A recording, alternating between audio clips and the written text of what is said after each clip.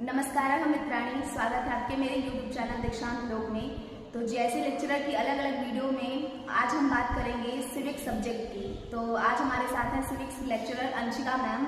तो आज हम जानेंगे कि इनकी सिविक्स लेक्चरर बनने में क्या चुनौतियाँ रही और इन्होंने कौन सी बुक इस्तेमाल की, कौन से सोर्सेस इस्तेमाल किए अपने लक्ष्य को प्राप्त करने के लिए। तो आइए चलते हैं।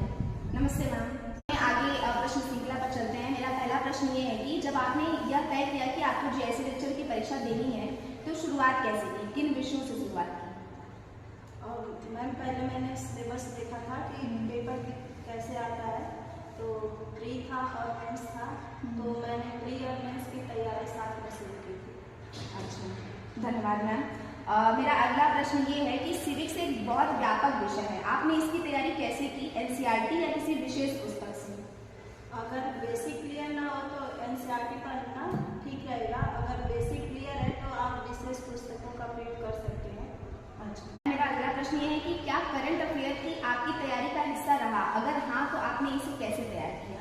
मैम प्री में करंट अफेयर के कुछ क्वेश्चन आते हैं, इसलिए मैं करंट अफेयर पढ़ा था और उसके लिए मैंने घटना चक्र का प्रयोग किया था। अच्छा, धन्यवाद। मेंस में जो भी प्रश्न आते हैं उनकी एक शब्द सीमा होती है, तो आपने उसकी प्रैक्टिस कैसे किया या आंसर राइटिंग पेपर तैयारी आपने कैसे किया?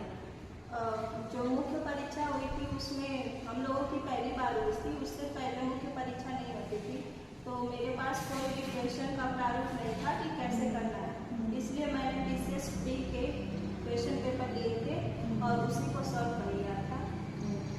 ठीक है, धन्यवाद। क्या आपने मॉक टेस्ट दिया और रिवीजन का तरीका क्या था आपका? मैंने मॉक टेस्ट नहीं दिया था, रिवीजन और पढ़ाई ये सारी चीज़ें मैंने खुद से करती। अच्छा, धन्यवाद मैम। तो मैम मेरा अगला प्रश्न ये है कि यूपी जीआईसी में प्री और मेंस दोनों होते हैं, तो क्या इन दोनों के लिए अलग अलग रणनीति बनाई थी आपने? मैम मैंने जब जीआईसी की डेट आई थी तो मैंने तैयारी दोनों के साथ की थी, प्री और मेंस की।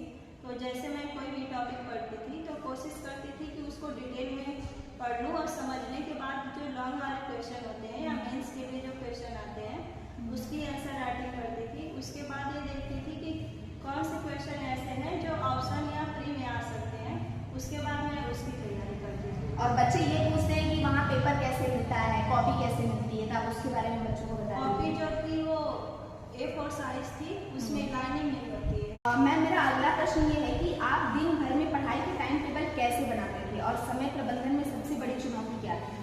असाइनमेंट के लिए मैंने कम से कम दिन में 4-5 घंटे पढ़ाई करनी जरूरी थी। मैंने प्री और मेंस के साथ में तैयारी की थी, तो जैसे मैं मेंस के लिए कोई टॉपिक पढ़ती थी तो मेंस का पढ़ने के बाद जो क्वेश्चन रहते थे उसे सॉल्व करने के बाद और कोशिश करती थी कि उसी टॉपिक में जो प्री में क्वेश्चन बन सकते हैं उसको सॉल्व करने का प्रयास करें। मेरा मैम अगला प्रश्न ये है कि आपने कौन कौन सी बुक या सोर्सेज का प्रयोग किया अपने प्री और मेंस को क्वालिफाई करने के लिए? प्री के लिए मैंने जीएस के लिए पढ़ा था घटना चक्र, और अपने सब्जेक्ट सिविक्स के लिए पढ़ा था राजनीति विज्ञान एक समग्र अध्ययन, जिसके राइटर है राजेश मिश्रा। उसमें सारे टॉपिक जो है वो शॉर्ट में दिए हुए हैं, तो प्री के लिए काफ़ी सही रहेगा। और मेंस के लिए? मेंस के लिए मैंने हिंदी व्याकरण के लिए बुक पढ़ी थी, वो थी हरदेव बहारी की, और इसके अलावा मैंने निबंध जो था उसके लिए ज़्यादा फोकस किया था कि लिखने पे, क्योंकि उसका कोई एक लिमिट नहीं होता है, लिखने का तरीका सबका अलग अलग होता है, तो उसके लिए मैंने कोई बुक नहीं वो की थी, कोशिश किया था कि राइटिंग कैसे अच्छी हो सके उस पर ज़्यादा। सोर्सेज के बारे में आपने बताया कि आपने और बुक के अलावा और भी सोर्सेज का कोई इस्तेमाल किया था प्री मेंस के लिए?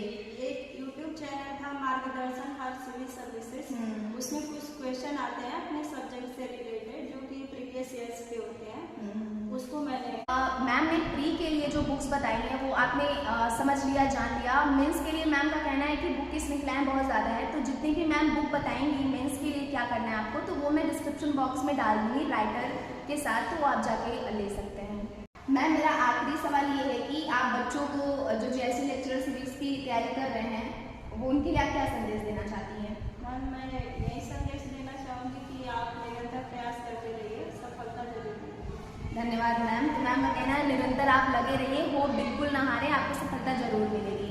धन्यवाद।